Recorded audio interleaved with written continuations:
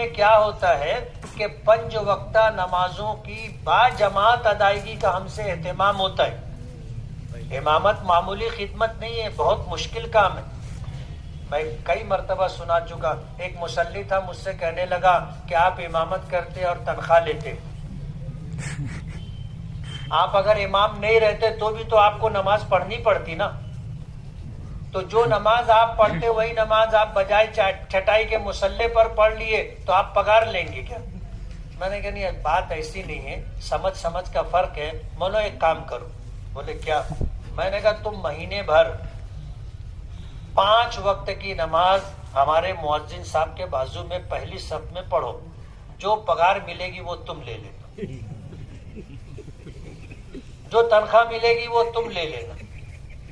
اب گفتگو کے بعد پہلی نماز میں وہ تھا مؤذن کے بازو، میں بھی اس کو ایسے گھوم کے دیکھا.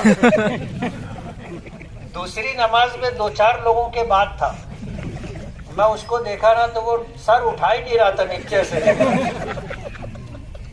تیسری نماز میں پہلی صف کے آخر میں تھا اور چوتھی نماز میں نہیں تھا پہلی صف میں. اب ہمارے یہاں سہولت یہ ہے کہ نماز پڑھائے، سلام پھیرے، دعا کیے، نکل کے مدرسے میں چلے جاتے ہیں. اور وہاں سے دروازہ ہے، میں بھی صحن میں آ کر کے کھڑا ہو گیا اس کا استقبال کرنے.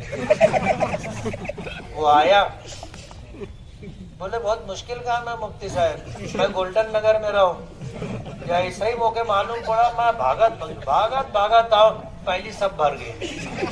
بولا اب تو رکھا بولنا، بولے کم پگار دے.